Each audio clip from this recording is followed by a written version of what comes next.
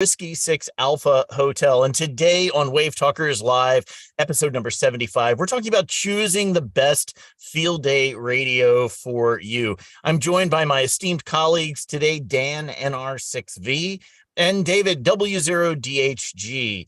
So without any further ado, let's get right into our check-in for the day. We're going to jump over to the walk-up over here. And if you've got access to WinLink, actually, you know what? I should have gone to the slides first. There we go. If you've got access to WinLink, go ahead and send in a WinLink check-in. Send it to all three of our call signs, W0DHG, NR6V, W6AH, and our tactical address, which is WaveTalkers. And use the standard WinLink check-in form. And in the comments section, go ahead and let us know what radio or radios that you're planning to deploy for your field day station. So let me quickly jump into the computer here, and we'll just walk through that process together. Here's a copy of WinLink. Just go ahead and fire that up. And up here in the toolbar, the very first icon that's there on the upper left is the new message. Go ahead and give that a click. You're going to come over to the top of that window where it says Select Template. Give that a click. And then you're going to come down here to the template manager. It should spring that window open for you automatically. Just go ahead and give the first option there a click, which is standard templates. And then you're looking down for the general forms. Go ahead and give the plus sign next to that a click. It should spring open. And down near the bottom, you should find the WinLink checkin.txt form. Go ahead and give that a double click. When you do, it should open up your web browser of choice, and it should bring you to the WinLink check-in form. The very first item here is the date and time field. You want to give that field a click, and what it'll do is it'll open up it'll pull down a sheet for you, and it'll set the current date and time according to your computer, and that way you'll be sure to show up on the map. We'll go ahead and say okay for that. In the select status, let us know that this is an exercise. Actually, I'm going to go ahead and pull the guys down so it's a little easier to see. Pull those guys down so it make my screen a little bit bigger. There we go.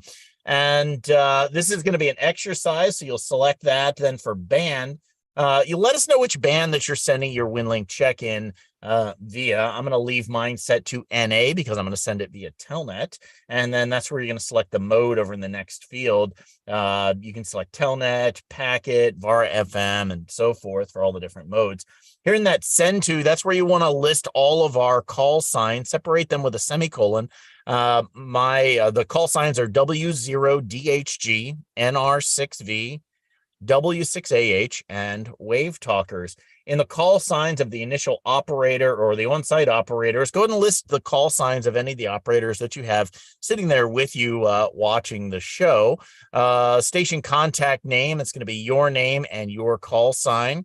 Your location, let us know where you're checking in from, your latitude and longitude. That's going to automatically be filled in either according to the center of your grid square or to the GPS coordinates if you are using a GPS connected to your station. Here's that comment section. This is where you want to let us know what radio or radios that you're planning to deploy for your field day station. When you finish filling that out, give the submit button a click. You'll get a couple of pop-up windows. Just go ahead and hit OK for each of those until your browser window goes blank. Then go ahead and close that window, and all the information should be filled into this WinLink message. You can just go ahead and click the post that to the outbox button, and then you're going to come up here to the open session window. Make sure you've got the correct session type selected. Hit open session. It should spring this window open. Hit the start button, and it should just go ahead and send that message on out. And it looks like we've got quite a few check-ins coming in. So I'll download those, and down near the end of the show, we'll check back in and we'll map all of the check-ins to see where everyone is coming in from. But with that, let me jump back over to the slides, and we're going to get into today's topic just a little bit. I'll move the microphone out of the way so it's a little bit clearer to see. So today we're going to be talking about choosing the best radio for field day for you. And depending on how you're planning to approach field day, if you're planning to go out and just set up your own individual station, operate out in the field somewhere, more than likely this is going to be either whichever one radio that you have, or selecting the most appropriate radio for taking out into that particular location. But more, I think what we're going to spend a little more time talking about today is if you're going together to a group field day site, you're going to have perhaps multiple stations there, multiple options for being able to set up. And how do you choose the right stations to operate depending on the time of day, the bands that you're going to operate on, the number of stations, and so forth. And for that, what we're going to do is we're going to kick this over to David, W0DHG, because he's going to walk us through a lot of this information today. So, David, why don't you take it away and let us know what's going on.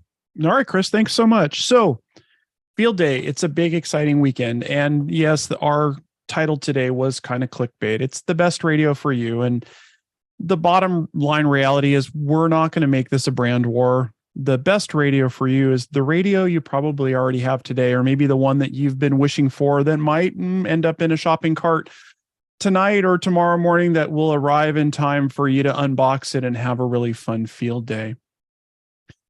What you really want to remember for your field day operating is that the best radio is going to be the one that will work for the right band. It's going to be the one that will serve you best in the field for the specific setup that you're going to do. You may be operating by yourself in a public park, or in your backyard, or as a bigger group, part of an organization, a club, or a service organization. And depending on which one of those types of setups you're going to do, it's going to really differ in the amount and number of radios that you're going to bring to the table, or bring to the tables that you have, maybe multiple tables. Now, let's start talking about if you're just operating by yourself. You're on your own, you're doing your own field day thing. Nothing wrong with that. It's great to get out, get your gear out, and try it out and test it out. Again, the likelihood is the best radio is the one that you already have. It might be a multi-mode radio, one that'll do UHF, VHF, and HF. And you might not actually work any HF. You might just work UHF, VHF, or only work HF. Again, it's the radio that you have. Set it up, put it together, work it to the best of your ability. Make sure you've got logging software and connect all those other things up together. If you're working as part of a group, it's going to be a very different setup. Again, we talked about over the last couple of weeks, we talked about rules. If you're working in a group, there's multipliers. There will be your exchange. And, again, our group is going to be 3 alpha. 3 alpha means that we have up to 3 HF stations on the air at any given time. In addition to that, we get the option of having a UHF, VHF station on the air at the same time as well. And as you grow those numbers, it grows the number of radios that you have. We always encourage in our group for folks to bring along their radio, the radio that they might want to test out and play with in the field, have an opportunity to set up on a known good antenna with folks that are experienced, because maybe they haven't been able to take them out and use them. So we encourage everybody to think about if you have a radio that's portable or portable enough to bring it, and check with your group ahead of time, obviously, to make sure that they do welcome you bringing your radio along to test out or try out in the field. I did bring some pictures today, and I'll talk through those a little bit, and then we'll discuss different operating ideas and how to make the most of how your radio is going to work for you on field day. And I'll apologize, some of these might not be as big. Now, this particular picture doesn't focus so much on the radio, but it does really focus on the operating position.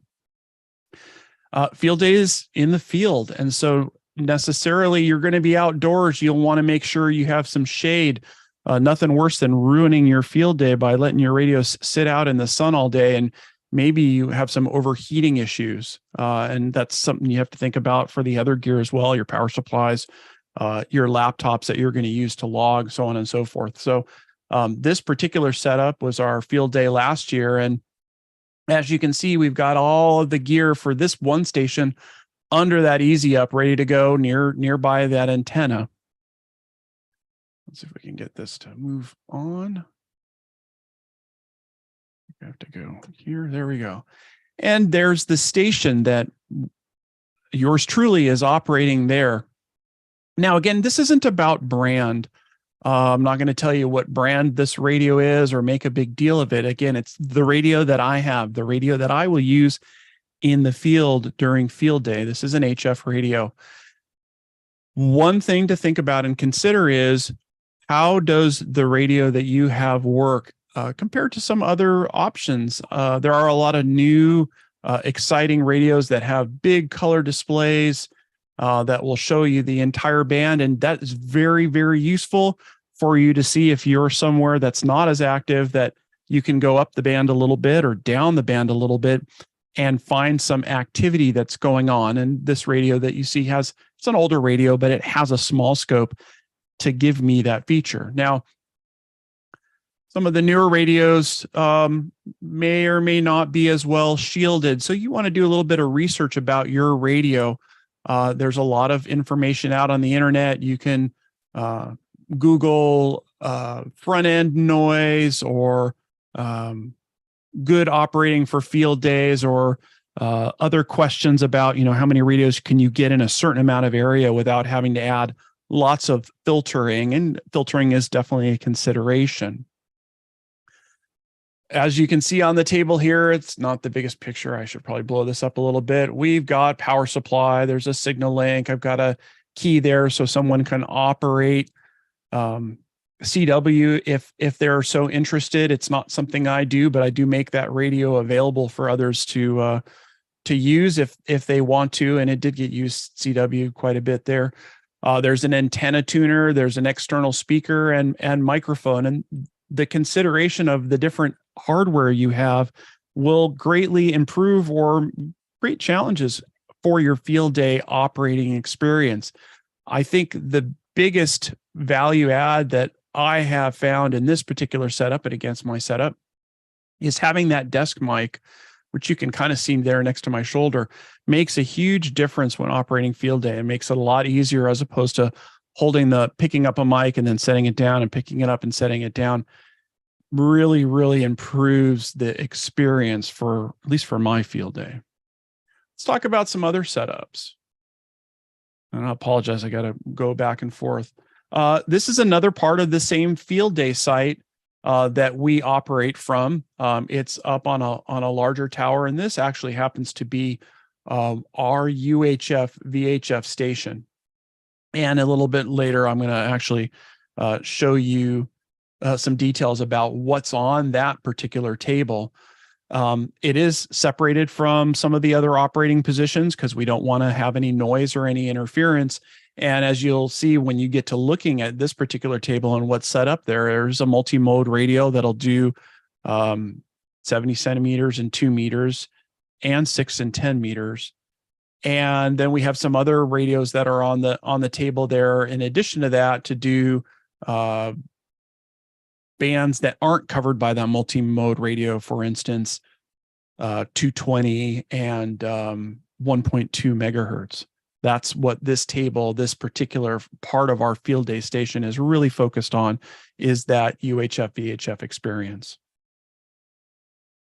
Let's see if I can move this along, or maybe I can't.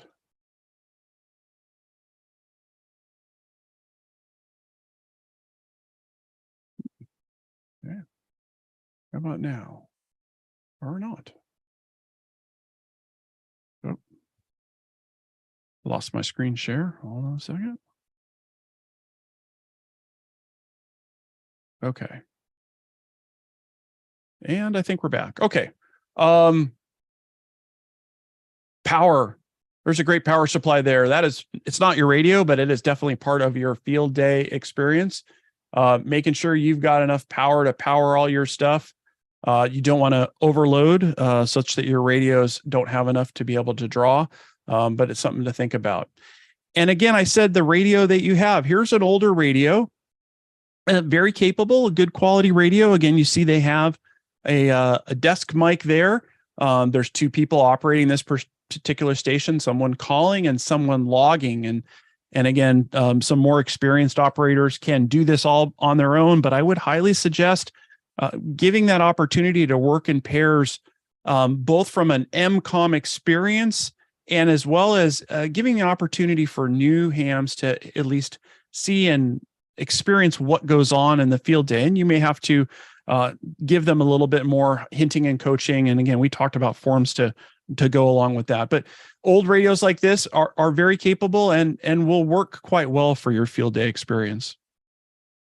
Again, here's another view of that radio. And again, the desk mic really improves how the operating goes for your field day experience. So that's one of those things that we strongly recommend you investing in if it's available for your particular setup.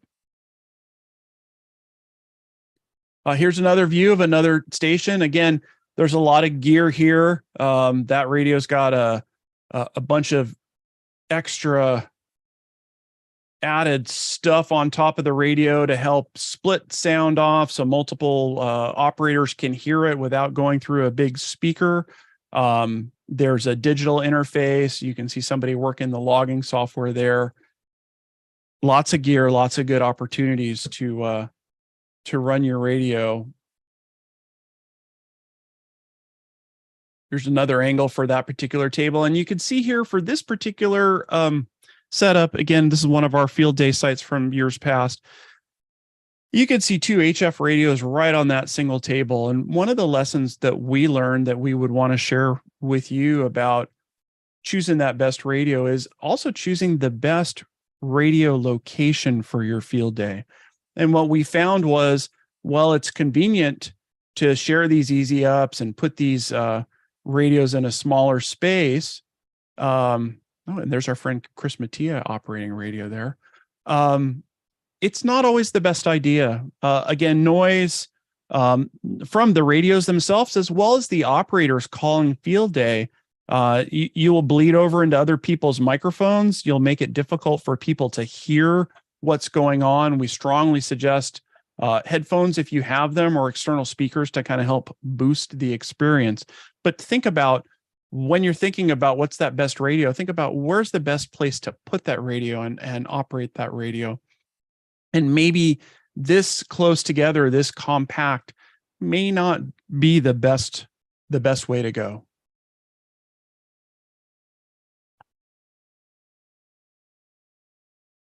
Here's another setup from a different field day site. And again,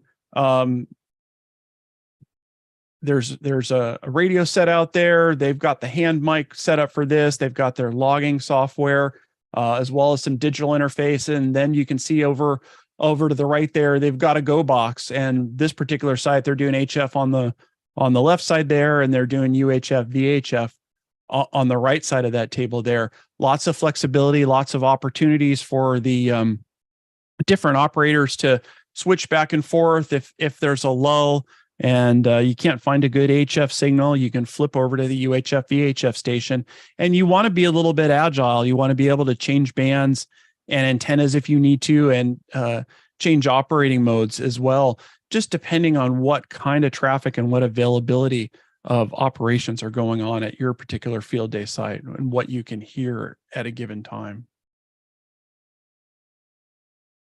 Here's another part of our field day site. This is a really good MCOM related table. And when we have guests at our field day site, you'll definitely want to assign somebody to be your PIO of the day, and walk folks around, visitors that just happen to see you out in the park or whatever location you're out, that asks about what are you doing and why are you doing it. We show them off the different gear we have. And one of the things that we talk about when we showed them this particular setup station is this is a multi-mode radio. It is a radio that this particular operator does deploy in the field for MCOM activities. And it's important to take it out and use it. And we will talk the public through, well, what and why and how, and we might show them not only the radio, but how the radio works, as well as the antennas and the power supplies and so on and so forth. This is a good thing to think about as you set your gear up in the field, about what are the talking points that you're going to use with the public as they come and see your station, your setup, what you're doing. I'm going to pivot a little bit here, some of the pictures, and share with you another set of radios, another setup that we used to use pretty regularly that we don't so much anymore. And this table, and you can see there's a number of radios on that particular table. This is what we jokingly used to call the boat anchor UHF VHF station. There are a whole bunch of single mode UHF VHF radios on this table there, 2 meter, 70 centimeter, 220, 6 meter. And these are older style radios that will do single sideband. They'll do AM, FM, lots of modes that you don't see in radios so often, the stuff that's available today. But these are good, useful radios. Going from FM to single sideband is often, there's benefits in how you can operate these radios, how far they will go, who they'll reach, and how they work. And again, this is a great opportunity to show folks that come to your site to visit that this old gear is still useful and usable and has a life to it. I think I have there's another angle of that particular table setup. And again, there's lots of radios there. It's great to take them out and use them and know that they're still useful and they're still functional, and you could deploy them. Here's that UHF VHF tower setup that we talked about before. You saw that easy up previously, and you can see here on the right they have that multi-mode radio. They're using probably on 2 meters, 70 centimeters, or 6 meters. And then on the other side of the table there, 220, 1.2, some other bands that you could work by bringing some extra radios along. And again, logging software, and this particular site, we're using N3FJP. There's Art working hard on that.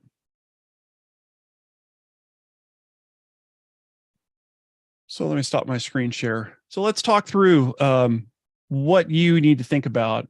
And again, it starts with your gear. And I would tell everybody that's going to hopefully participate in field day next weekend, today is the day, or tomorrow, or the next day, to get that stuff out. Don't just take that box that's been sitting since last field day right off to your field day site next weekend and pull it all apart and expect that everything's going to be there, ready to go, ready to work. Your radio needs to come out of the box beforehand. You need to, or I would strongly suggest, get it out and make sure every connector's there, every cable that you need, every plug, every microphone. Test it all, pull it out. Yeah, maybe don't set your antenna up so you don't transmit, but make sure the thing still turns on. Make sure there's not a blown fuse. Make sure you have all of the bits and pieces that you need to do that. And take inventory of the rest of the gear that you have as well, around your shack, in your home, or other operators that might be coming to your field day. Ask them, like, what do you got? What haven't you used for a while? What are the possibilities that maybe nobody considered? Well, hey, we never did UHF, VHF, single sideband. We're always using FM on those frequencies. And in our group, our MCOM group, that's primarily we use FM, but we do have some frequencies that we operate on single sideband. Well, maybe somebody has a rig and maybe there isn't a lot of experience in your group or your organization with that, but it is an opportunity to take that radio out, show it off, test it out, make sure it works, and to see if you can't breathe some life into that radio, give it an opportunity to get on the field day. And you might find, hey, there's a couple contacts there that you would not have been able to do otherwise, because A lot of those other radios you have, they may not do that single sideband on 2 meters or 70 centimeters. So that's one thing to think about. Again, get your gear out. This is also the weekend or leading up to it to make sure that your interface between the radio that you have and your logging software is up and running. Saturday morning is not the time to try to figure out what the codes are, what the setup is for whatever logging software you have, so that the radio will talk to it and control the band that you're on, the mode that you're working, because there are a lot of radios out there you can plug right into your PC and logging software, and it'll capture all of that information for you automatically. If you're doing digital mode, some of the radios will automatically take the log that you enter and put it right into your logging software. But again, I strongly discourage you thinking that you'll show up Saturday morning, set up, and go through the process of doing those configurations in the field. It could be a good test, but it also could be very frustrating. Network all that stuff together now or over the next couple of days so that you make sure you know what it is. And once you get it working, document it. Take some Post-it notes, put them in your manual, because I know y'all bring your manuals along, right? Y'all have a copy of the manual for the radio, which is key and critical to troubleshooting in the field. We had to go last year and take a drive about 5 minutes away till we got a good cell phone signal to be able to pull down the PDF for a radio that we were having problems with in the field, because the operator that brought that radio along didn't have the manual and couldn't remember how to switch one feature or another over. But we pulled that PDF down and we came back, and within a couple of minutes, we were able to solve that problem. So while you're checking your gear, check to make sure you've got the manuals, you've got documentation. And I love paper documentation, but you could just as easily make sure that you sit down for a couple of minutes and pull PDFs of the manuals of the radios that you're going to bring along to field day and put them on your phone or an iPad, or pull them down onto one of your logging laptops so that you have those available. And maybe stretch a little bit. Maybe you know a friend that's coming to your field day site and you know what radio they have, but you're not sure they're going to remember to bring that along. Just grab that extra manual too. It's not a lot of space. And it really does come in handy if you're trying to figure out how to, say, set up the keyer in your radio. Again, I'm not a big CW guy, but I do have a straight key and a paddle, and it does go into my HF rig, and it works very well. But because I don't use it very often, I forget every year when I go to set that up, to set the keyer up and the words per minute speed rate and so on and so forth. So I'll have to pull that manual out and look there. And I'll tell you, and the one thing I learned is that it really improves the experience of the CW operators, that they can sit down and I can tell them, hey, this thing is ready to go. And no, you don't have to figure out how the keyer works or what settings that the radio needs to have. It's already there. It's set up. It's ready to go for you, so that when the contest starts, we know it's not a contest, but when the event starts on Saturday morning, depending on where you're located, that it's ready to go, it's functional, and you have equipment that can be up and running on the air. Know your power, know how much power output that the radio that you have that you're planning to use takes, so that when you put it together with a power supply, that there is enough power provided by that power supply. And as you branch that power supply off to more than one radio, make sure that you know, like, I can run this one alone or that one alone or both of these at the same time. Know that you're not going to have problems because you're draining too much out of that radio. And I'd say before you get there, look at the manual, refresh your mind. I do that pretty regularly, just to remind myself, hey, where this setting is and where that setting is. If you have a more modern radio, the other thing that you might want to consider doing this week before you get out to the field day site is look at what firmware is on the radio today, and check out with the manufacturer's website to see, is there a newer firmware available for your particular radio? If there's a newer firmware available for your particular radio, it may add some features that you didn't have before. And more importantly, it may fix some bugs that you may have been struggling with. So take a look and see what those options are, how you might be able to update your radio again so you have a better operating experience. I personally will load up my truck every year for field day with the intention of setting up 3 radios for sure. And I typically bring at least twice that, if not 3 times that amount of radios, because I want to have an opportunity to set up some other gear. I want to have backups in case other operators' radios aren't ready to go, or somebody wants to try something new and different. And that trying something new or different is, one of the great things about our hobby. I'm used to the radios that I use on a regular basis, but it's good for me to remember that I have other radios available, that some of them that don't see the light of day except for field day. And I'll want to turn it on and try it out, make sure it still works, or consider maybe it is time to pass it along to a new ham that might be interested in getting involved in HF, because that's important too. Lots of other accessories that go into what goes along with your radio. We mentioned before desk mic. Desk mic's real important. It's not a must, but it's a nice to have. Antenna tuners. Again, it's not part of your radio, or your radio might have an internal antenna tuner, but external antenna tuners can really help improve the quality of your signal. Again, know how it works. Some of them just have a single push button. Some of them will have multiple push buttons. That's another manual you'll want to bring around. My HF radio has a little remote control. It has 10 buttons on it. And that little 10 button remote control will allow me to do a lot of different features. I can program them to change bands to a certain area if I want. But the other cool thing about it is I can record brief exchanges, and I can use that button to push to kick off the recording. So instead of saying over and over again, CQ field day, I can record that on the radio and push the signal button, and it will key up and transmit that particular recording. And I can record that. I can record my exchange. I can record the thank you and have a great field day, and have those things available when I've been working for 12 or 18 hours and I'm kind of tired and it's dark and my voice might be getting a little hoarse. Other things to consider on your radio is the interface between your radio and your logging computer. Some of it might just be as simple as a USB cable.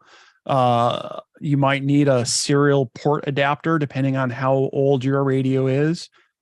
There may be signal links or digi-rigs depending on the digital interaction that you want to. Maybe you're not just working voice. Maybe you're wanting to do one of the FT exchanges or RIDI or some other digital mode. You want to make sure that's all there and working, and you have all that stuff together and ready to go.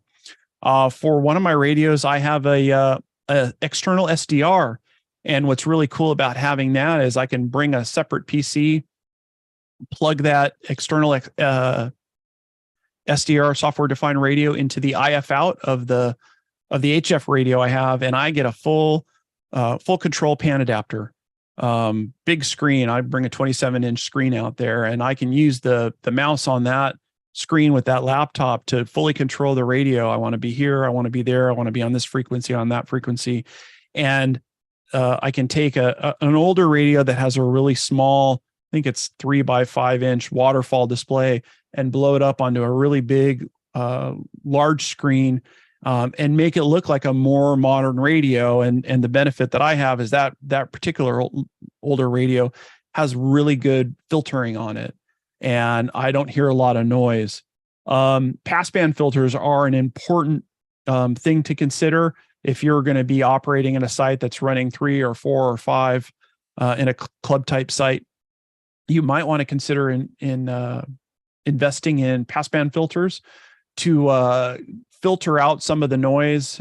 Some of them may, again, cross-talk into each other. You have antennas that are close to each other or maybe shared, and you don't want to hear somebody's voice or somebody's CW keying while you're trying to transmit and operate. Lots of other stuff. Probably a couple things that I haven't covered. CW keys. If you're gonna operate CW, you might want to bring a straight key and a paddle, or a bug, depending on your style. You may say, well, I only will use a straight key. Well, if you're thinking that you're going to share that radio with other people, you may have other operators that come that are used to using a paddle. So if you have both, bring both. Good opportunity to get it out in the field, test it out, make sure it still works. And again, you might be able to get somebody who hasn't operated for a while or didn't think they were going to be able to operate a field day to operate in a way that they would like to operate. External speakers, or even better yet, headphones. And if you have headphones, get a splitter so that you can plug 2 headphones into a single jack. That will help you work with a logger. You can both hear what's coming in and pull that information out. Scratch paper is huge. I go through, can't tell you how many pages of scratch paper, getting ready for that next call, hearing that call, getting prepped for it, making that exchange and checking it off and making sure it goes into logging software. I wonder, Chris, you got a little bit more you want to say about the radio that you might want to use for field day? Or what might be the best for you? Let me, one of the things that I wanted to talk a little bit about, and David touched on this quite a bit, is to talk a little bit more about the microphones that you're going to use and how you're going to operate in close quarters with other folks. He mentioned the option between having a good external speaker versus operating with headphones.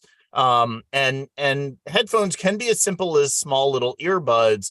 But one of the things that he did mention there was make sure you've got audio splitters in one way or another to have multiple operators to be able to plug in.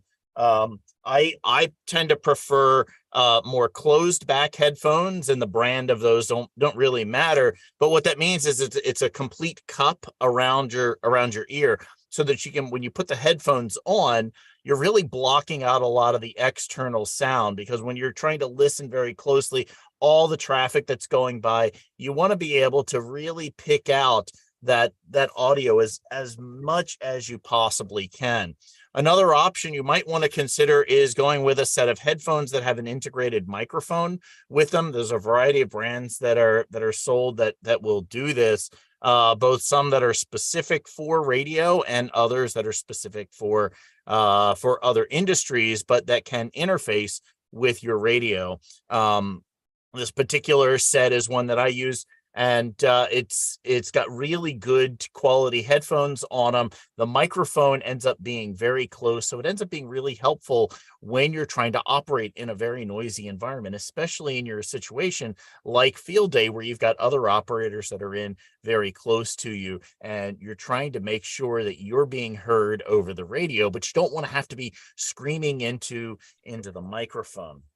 So let me walk through a couple of different types of microphone options that you might want to consider, and kind of why you may want to use those. And the first of which is pretty much the standard hand mic that came with your radio, whatever that hand mic happened to be. Make sure that it's tuned up well, so that you can operate with the mic held at a very close distance to you, so that you don't have to scream. I know you're going to get excited when you're talking on the radio, because there's going to be a lot of traffic going on. There's a lot of back and forth, and but you want to make sure that your microphone is got the proper levels set on it. Now, how can you tell how well your levels are set on your microphone? Well, there's a really good way to be able to test for yourself how well you're being heard over HF, and that is to use, you can do this before field day, so you can get your microphone all calibrated up on your radio.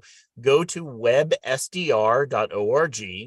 find an SDR station that is within range of the band that you're going to be operating on in the HF range, or in the VHF range if one is available. So for instance, for me here in Southern California, I know if I set up an NVIS antenna, there is an SDR station, a web SDR station set up in San Francisco, that I can tune into the frequency that I'm going to be operating on, and I can key the mic and I can actually set that WebSDR to record a little audio. So I can tune up to the frequency that I'm on. I can do some quick audio tests over there, and then I can go back and forth and tweak my settings to make sure that my audio is coming across as clear as possible so that I can be heard by the other stations. And that's a good tip to be able to do that for whichever type of microphone that you're planning on using.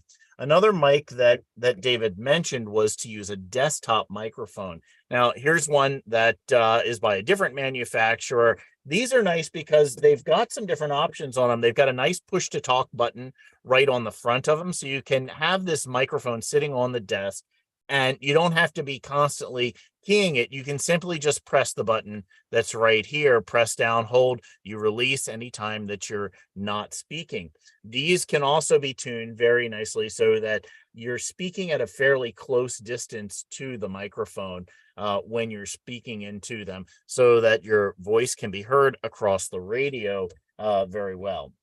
So desktop mics are really nice to be able to have. This is also a little more comfortable to be able to operate with because you can have the microphone set up on the desk in front of you where you're not having to hold it. That opens up your hands to be able to take notes, to be able to write as you're listening to those call signs that are coming in, to make sure you're able to pick those out. And then when you want to talk, you just simply reach up, you touch the push to talk, and you can oftentimes, so let's say, here's another really good tip for you. If you are right-handed and you're writing with your right hand, learn to operate the microphone with your left hand. That way, you're always able to key the mic, whichever type of microphone you're using, with one hand while you're actively writing with the other hand. It's a really nice tip to be able to operate a little more effectively.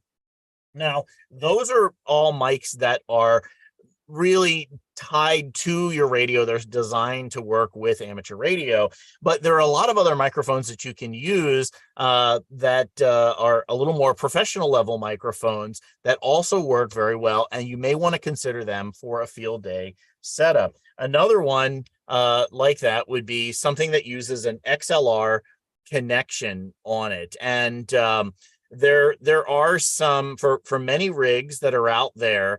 There are foot pedals that you can get that also have an XLR input on them. Now, XLR is a professional audio level cable type, and it allows you to plug the foot pedal directly into the microphone port on your radio. Instead of having the push to talk on the mic itself, you simply just step down on the foot pedal when you want to talk, and it activates and it opens up the microphone, and then it's using a higher end mic. So this one here, this is about $100 microphone, and it's a dynamic microphone. When you're talking in this, you see these a lot on stage. A lot of singers will use them, and you can set it so that you can have the microphone fairly close. You can have the range that the microphone is listening to fairly close and fairly short so that you're not picking up all the other operators that are near you and so forth. So a mic like this, which you can either use handheld and use the foot pedal to step on in order to activate the mic, or you can get a little small stand for the mic, either a stationary stand that's sitting on the desk, or you can use some type of a boom arm maybe to have the microphone kind of suspended in space. That ends up being a very nice, comfortable way to be able to operate for long periods of time. Now, you might be thinking I'm going to tell you to go and get one of these big fancy microphones like the one that I use. I do voiceover work, so I have a little higher end mic here in the studio.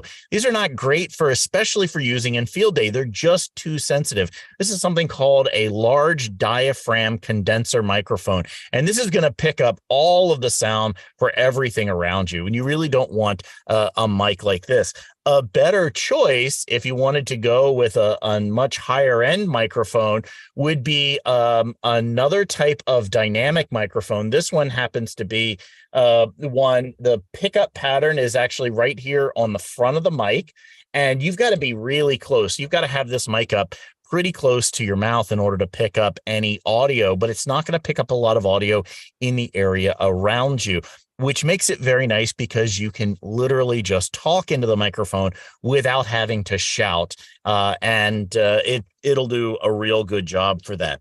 Other things that you might want to consider for your mic is something called a pop filter or a foam, especially if you're going to be operating outside. The way these work, it's just a cheap little piece of foam, and it just slides over the top of the microphone. And what that's going to do is it's going to just prevent some of the wind from hitting the microphone and causing that wind pop that's going to go in there. And so that's another really good choice for being able to add on a mic. Now, if you are using some of these dynamic microphones, you definitely want to test it out beforehand, because you may find out that the gain of your radio's microphone circuitry is not enough to actually bring the level of the microphone up, in which case you may want to consider something like a cloud lifter to boost that audio up. Now we're getting very high end into the audio range, but this ends up being, if you're an audio mic person, you want to get in there and really kind of tweak out some of your microphone setups. You can end up with a really nice, comfortable. I use this mic quite a bit for field day when I do operate. This is an Electro Voice RE20. And it's a dynamic mic. I use it with a foot pedal with my ICOM 7300. It's got a great sound to it, and your audio really kind of punches through very nicely with that kind of setup. I've also used the Shure SM7 or the Shure SM58, which is what this microphone is, quite a bit. This works excellent on a radio as well. You just need to have the right adapters, which if you get those the foot pedals, and you can pick those up at the ham radio shops, they're not too expensive and they work really well.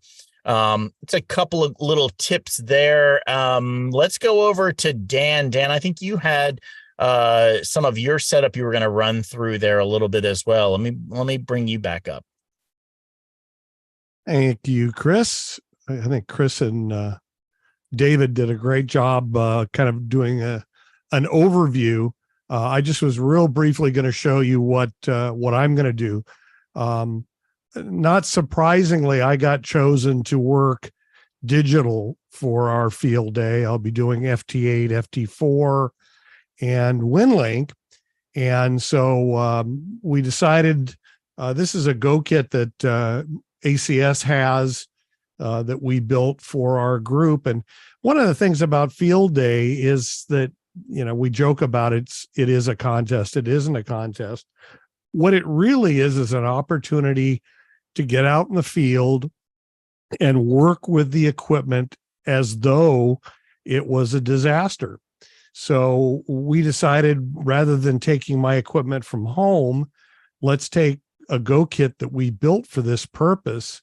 So that's what I'm going to use.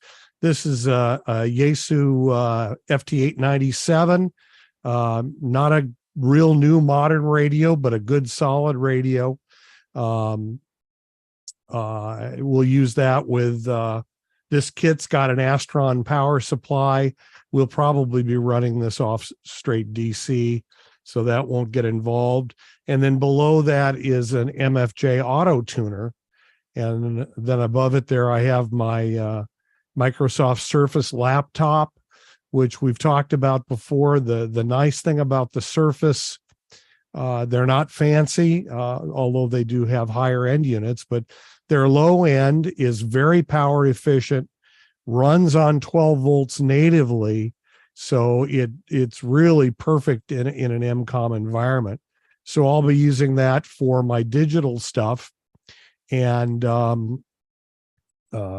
we have, I think I mentioned last week, for our the grant that we got to do an Arden-based notification system as a proof of concept for Mandeville Canyon, which is a very narrow, deep canyon here in Los Angeles that has a bad history of brush fires. So we picked kind of the hardest place to demonstrate this notification system that we've designed, and we'll see how that works. But anyway, for that system, we're installing multiple Arden nodes in the area, and they will be solar and battery powered. So we haven't installed a lot of these nodes yet. So we've got a stack of Battleborn 100 amp hour lithium iron phosphate batteries. So this year we'll have plenty of batteries to do field day, and that's what I'll be working off of. And the interface I'm going to use between the laptop and the radio is the Masters Communications DRA36, which has a 6-pin mini DIN output, which matches the digital input on the radio.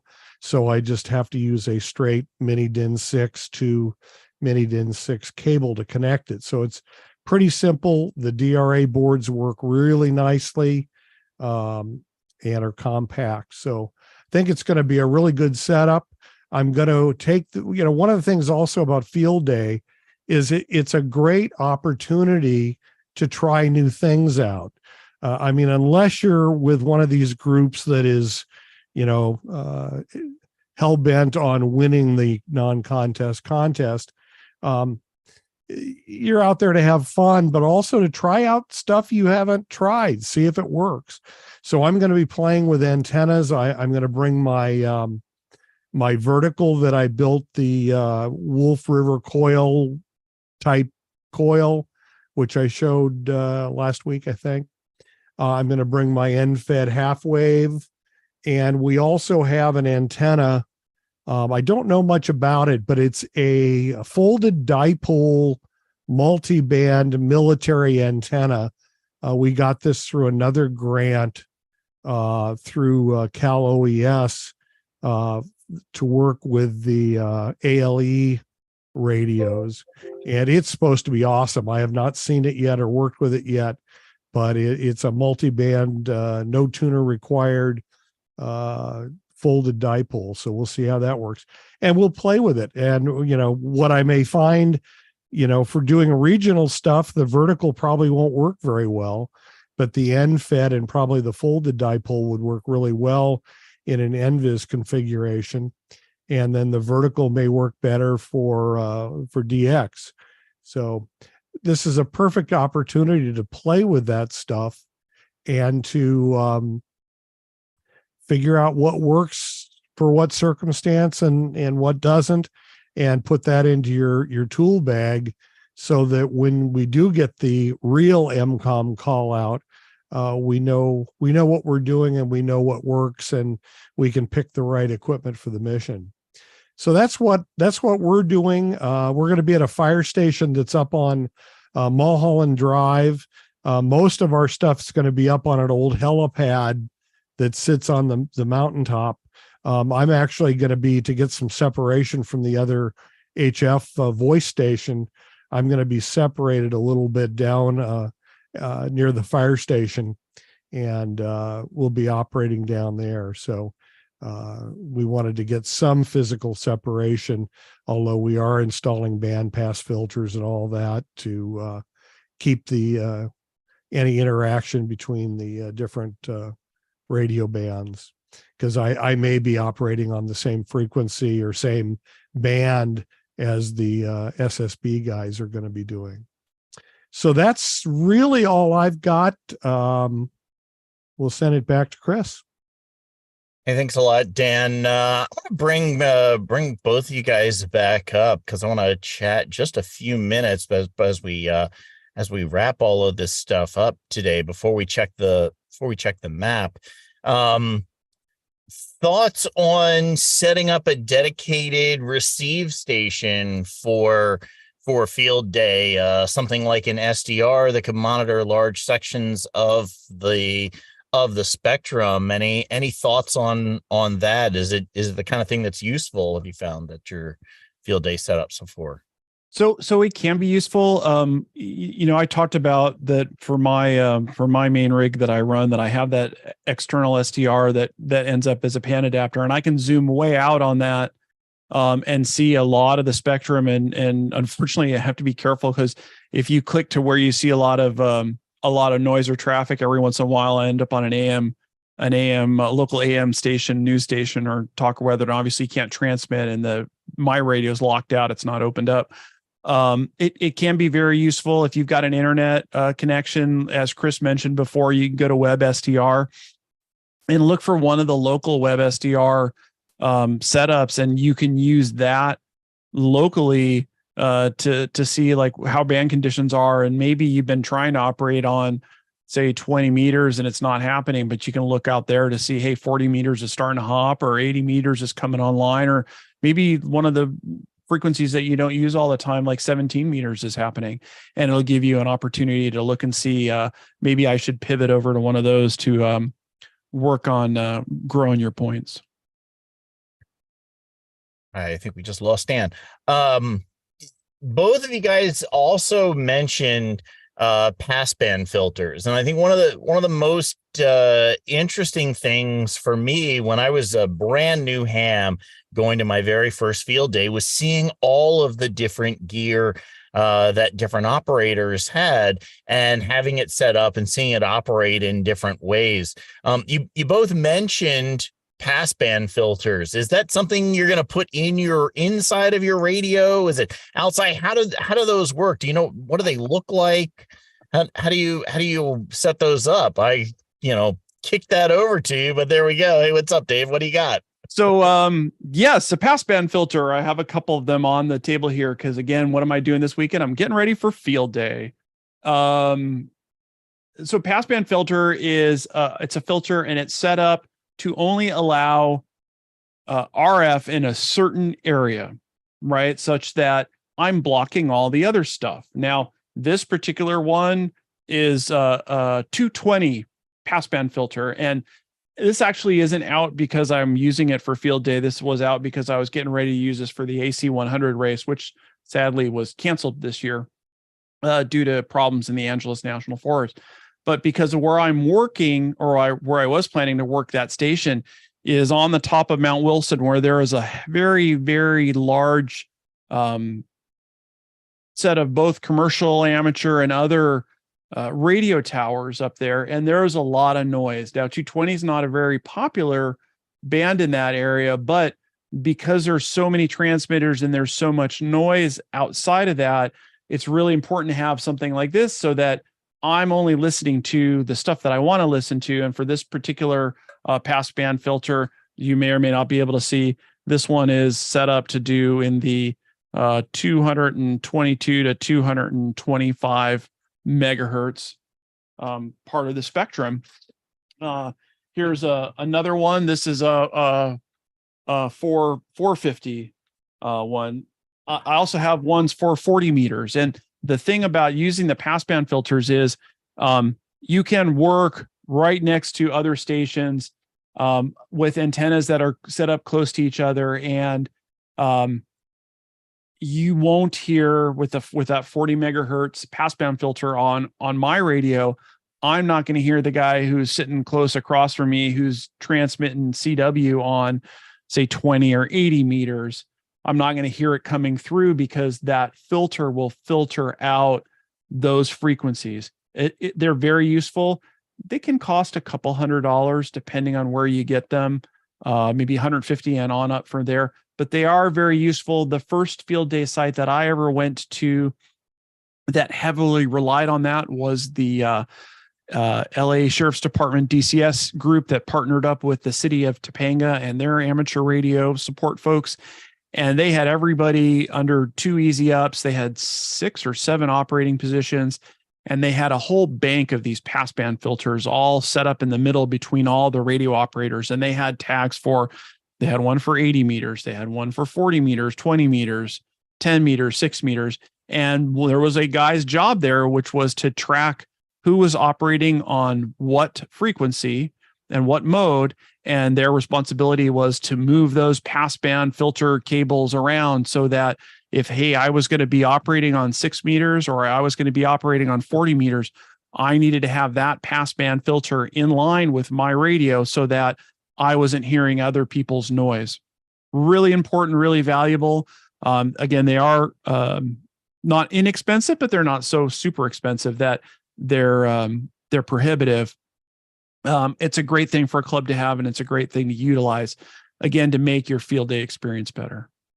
One of the things that I really love about this and that description that you just had of your field day experience there is that it really, it forces you and your entire group to learn how to work together as a team in order to accomplish the mission, which is, in this case, to make contacts, get out, play radio, and so forth. But you're getting out a whole lot of gear. Everybody's bringing. That was one of the things when we were talking about power. I believe it was last week, and we threw up the diagram that talked about having a primary and a backup generator that you could switch over. And somebody made a comment about, I don't have enough money to have two generators. But the whole point of field day is everybody's bringing within your group at some of these larger field day stations. They're bringing all of their gear and learning how to integrate it with each other, learning how to operate it together, learning how to coordinate things like, hey, we're going to jump from using one passband filter to another. We need to make sure we've got separate feed lines run, or make sure those feed lines are changed over from one way or another. I was really blown away at the first field day that I went to, and I saw all the gear that got brought out and set up. And I think on that one, we were running a 2 alpha. We only had 2 HF stations that were operating at that point. And then we had our VHF station as well. But it really is the kind of thing that if you have the opportunity to go out to one of these larger field day sites and participate and work together as a team, it really is a great thing to be able to do. Let me go ahead and as we wrap this up, let me go ahead and check on the map here real quick. So I'm going to bring myself up. Maybe Dave, if you can pull you guys down real quick, and I will switch over to that screen and down to there. So if you haven't had a chance to send in your WinLink check-in, go ahead and do it. We'll do one more quick check of the messages, make sure that we got everybody.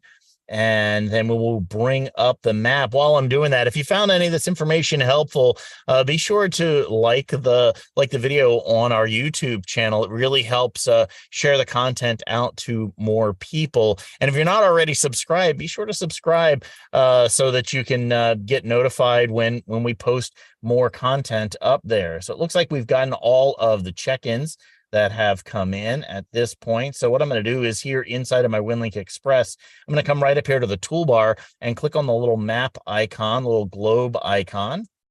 And it brings up the maps and CSV KML files. And we're going to select from the drop-down menu.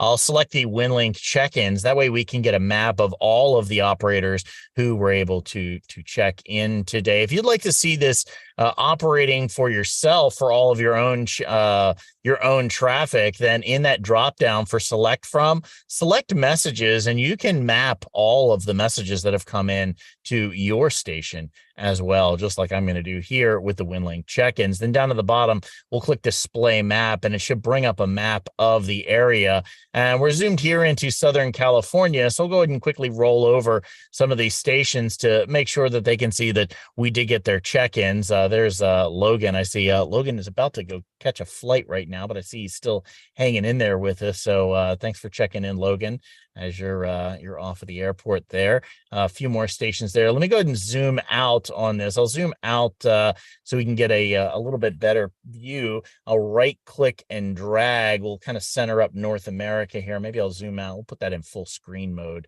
We'll get a little bit better view of the area here.